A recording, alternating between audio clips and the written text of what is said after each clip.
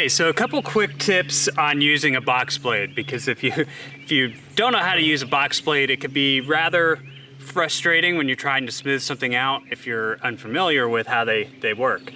So this box blade is a Southern box blade. I borrowed it from Black Cat Ranch. They've been very helpful over the years. And so the way that this box blade is designed is you have two blades. One is coming out the back, kind of like a swoosh this way. Then you have another blade on the inside going in the opposite direction. So you basically have two blades kind of going like that. And on the front, you have some teeth. Now I have set the teeth on this kind of in their mid-range setting, so they're not too deep, they're not too high, they're just kind of in the middle there, and that's just how I liked to use it. So that's where I set them at. But depending on what you're dealing with, you might want to set those teeth a little deeper, you might want to set them a little higher. So the front blade, the blade that's swooshing out that way, is kind of like your cutting edge. So you can dig in with your teeth, and that blade will really scoop up a lot of dirt, and you can fill this bucket with dirt. And then the back blade will kind of smooth the dirt as you go over top. Now what I have found is that I did a video on this hydraulic top link. It's a Grizzly from AgriSupply. And I would highly suggest, if you're gonna do a lot of grading work with a box blade, you get something like that.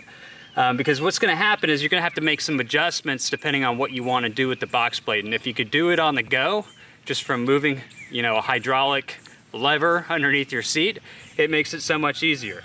So when you're grading things flat, when you're just trying to smooth, you actually want this blade to be a little lower than that front blade. So you want your back blade kind of being down lower. So with my top link, I could extend this blade out and dip it to the lowest part that I can get. And that way, as I'm kind of digging through the dirt, the front teeth are still loosening up the dirt. This center blade is scooping up any excess that can't come out underneath this back blade, and the back blade just kind of smooths it all out. And so that's how you really get a nice smooth finish with the box blade. If you need to take more dirt off, what you want to do is pull your top link in a little bit and tilt this whole thing so that the front blade is digging down a little deeper. And what that'll do is it'll take most of the surface dirt off and drag it, so you can put it into a new spot.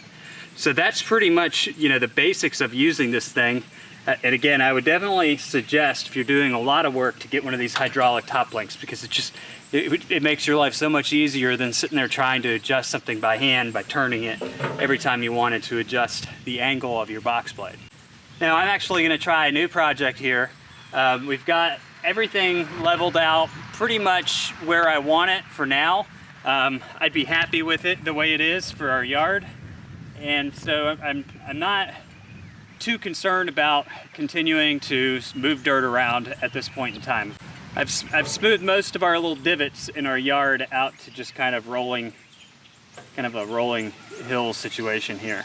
And so what I'm going to do is I'm going to use the box blade on the back side of our house to actually dig into the ground and create kind of like a level that we'll put some rocks, we'll build a rock wall, retaining wall, and I'm just going to dig down into the ground with it. So it'll be fun to see how this works in that capacity. I haven't used a box blade in this manner before, but I figured, hey, while we've got everything tied up, if we really want to have those separate levels in our backyard, this is the perfect tool to help me get it done. So I'm going to give it a try, and if it works, that'll be awesome. If it doesn't, then it'll just be disappointing, but I'm hoping that this will work.